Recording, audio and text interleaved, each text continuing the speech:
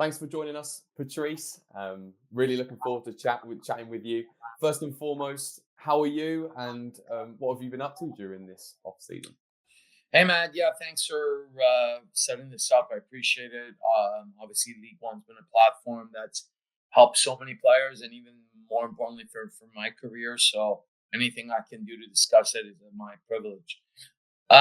Finished the season. Tried. Had a 1 week vacation with the family, and then after that, just been recruiting and traveled to a lot of places.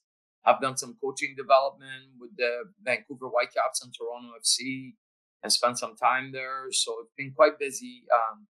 I guess we look at this off season as a chance to get rest, but I probably worked longer and more hectic hours than I did. So just looking forward to getting away from this laptop. No offense to you or myself, and just getting on the field and start to coach. None taken. So, take us right back 10 years ago, then, to your first impressions of League1 Ontario when you first heard about the league, and yeah, what you were doing at that point in time. I will not lie, Matt. I was actually a huge advocate and a guy who appreciated the older league that kind of competed with the League1 called Ontario Soccer League. Had a U20 on OSL. So when this league came with the different kind of rules that it had and measures of playing young players, you kind of felt threatened about it. You're not sure. Anything new is different, right? But we we took a leap of faith. Dino did an amazing job explaining the process and what its purpose will be. And we also went in unsure what other clubs will join that. Like everyone was kind of left in a limbo. Do we do this? Do we not do this? Is moving forward with this make sense? And I remember going into year one as you started to see rosters build up because a lot of players initially were saying, well, we're not going to join. We're just going to stay where it is. There's too many mandates and not sure what the purpose is. But as you started to see the build of the rosters, immediately from year one, all the best players in the province were playing in League1 Ontario. So just as you saw that anticipation build up, and it was a great league, and it's grown every year. It's grown exponentially. What was that first year? Talk us through how you settled in and what went through and what you thought the platform was essentially to grow League1 Ontario into what it is today. Yeah, year one for us, we just concentrated on just putting a good product out there. And I think everyone did the same. But once you started to see that it's an opportunity to play young players, once you saw the cup competition, which originally existed, you started to really take it in and seeing that what that league could become. And I will not lie, Matt, I never thought it would end up being as expanded as it is now with so many players moving on. But we certainly saw it as a place that had organization, high level of communication and operations, and great standards. So we kind of felt like it's a place that best of the best will play.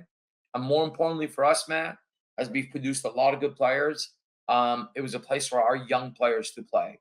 You know, uh, like I can only talk about League1 and it's important to us. I'm sure everybody else has their piece, but this is where Alistair Johnston, Kamal Miller, Dane St. Clair, Ryan Raposo all played at one point. So it's been really important for us. That more than anything. Sure, we've been lucky to win a couple of games and some trophies, but more importantly, it's been a place that our young players were able to compete at with the highest level of competition. So you've had a lot of high points during your League1 Ontario career. What were some, before we go on to them, what perhaps were some challenges that you faced that have shaped you into succeeding in those high moments?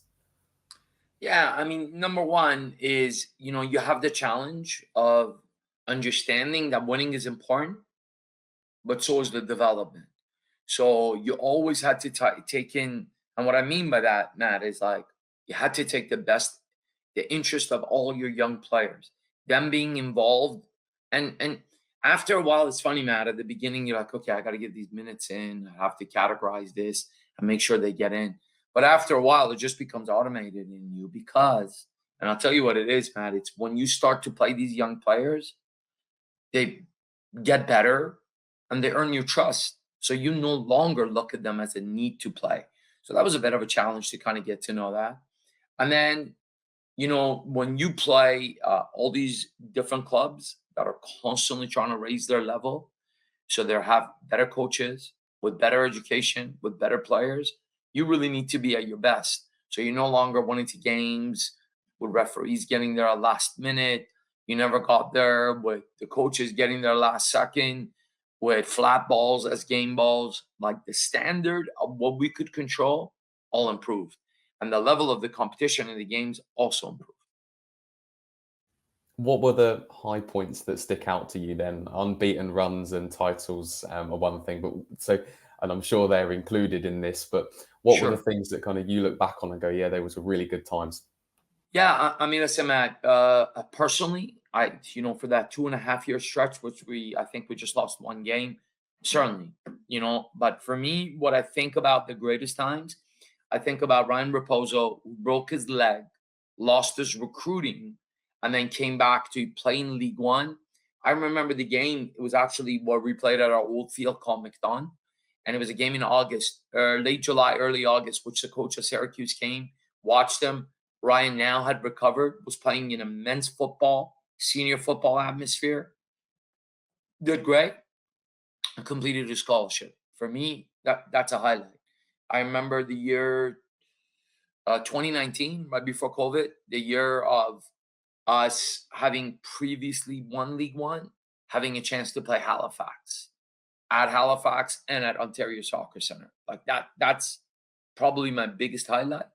Not because you got to play against the CPL team, more importantly, Matt, because I got to see our guys and how they competed at that level. So now it gave me the best reference of understanding who's going to be able to be pushed more and who's just capping at that level. So those are some of the things, playing that game with Alistair, playing that game with Niall, Massimo Farron, who's now here with me. So, those are probably some of the bigger highlights for me. So you mentioned Ryan there, and you mentioned obviously looking at seeing your players on the pitch and them seeing them succeed. What kind of platform does League1 Ontario, or opportunities does League1 Ontario provide for not just players, but coaches like yourself and referees and anyone in this level looking to one day step up? Yeah, I mean, listen, for the referees part, you could see that there's so many CPL refs that are already started at League One. So I think it gives them a chance to sort of be involved with the best of the best with the games faster. For coaches, obviously Bobby was the original guy who kind of made that move before the league got going. But I'm the latest one. So, and I said this in every interview, man, I felt like an extra responsibility for me to step forward and perform. And I don't mean this in a bad way. I understand the appeal of bringing international coaches and foreign coaches, but hopefully my success will tell the future owners and future clubs hire from League One, not Ontario. There's Quebec, there's BC, there's excellent coaches in this country. And I feel like those coaches will come in with a chip on their shoulder, with extra belief, wanting to do more. And for the players, I feel like Massimo Farron last year, um, Mass got to showcase what he could do at the highest level below the pro level, with with all the media around it and all the buzz, and also playing elite competition. It really brought additional exposure.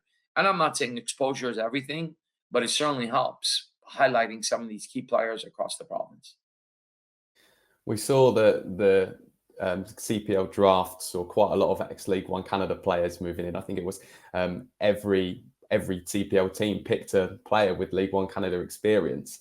Do you think that, and what with Massimo's fantastic season and yours as well, and other players that you took up too, do you think that more clubs around the world should and would look at League1 Ontario and League1 Canada level more for their players?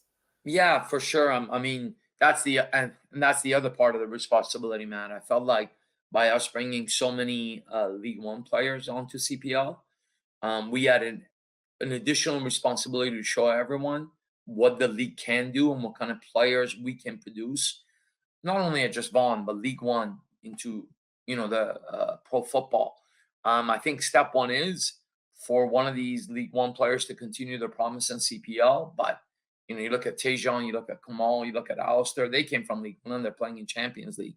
So I think not only it's a need for CPL, but I think it also produces players globally. So I'm certain that it's a name that's becoming more prominent across many scouts, and hopefully it continues to grow.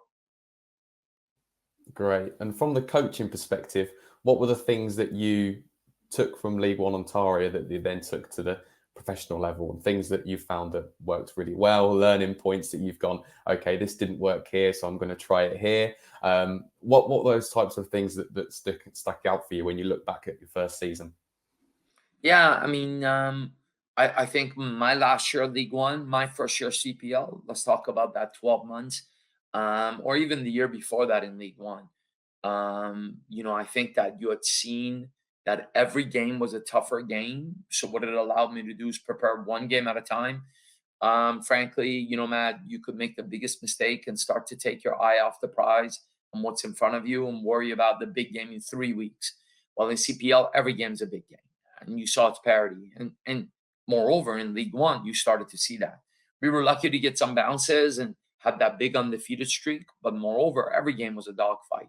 There wasn't any, sure, there was a game here and there, but we were able to get away. But you really needed to prepare yourself at its best. So I think that was probably my strongest takeaway, to prepare your team fully for the game in front of you, take a day off, relax, and then go again. What type of impact then does that kind of dogfight mentality have on players that are playing in League1 Ontario? And obviously they can bring that mindset and that experiences that they've got into Sure. other clubs. What benefit does that bring, and what benefit have you seen that happen in Halifax? Yeah, I think it's the desire to be sharp, right? You got to be sharp every day, and I think you have to be self-aware, Matt. At this age, they're not young players and I mean young at 10 years old, where you need to be constantly pushing them. They know themselves. We're pushing them, but they need to know themselves. So I think that's really brought a significance recognition that, hey, I'm thankful to be here, but I need to be at my best every day. And I don't need my coach to tell me that I wasn't at my best today. I know myself. So I think that's been a really big one, the self desire and self recognition for excellence. Do you still keep an eye on League1 Ontario and what goes on, and Vaughan in particular? All the time. Wow. Selfishly, 100% with Vaughn. I was a little bit heartbroken with our setback, but I thought it was an excellent season. And I know I send a message to both of the coaches that won the league, with Jason and also John Yaku. So I watch the games, let alone keep interest in it. So I'm a huge supporter, Matt. I think that all of us need to recognize where we come from and talk about it, because it's done a lot for my career and many others. And you mentioned right at the start then that the growth has been pretty phenomenal for League1 Ontario over the last 10 years. Where do you see the potential for League1 Ontario in the next 10 years?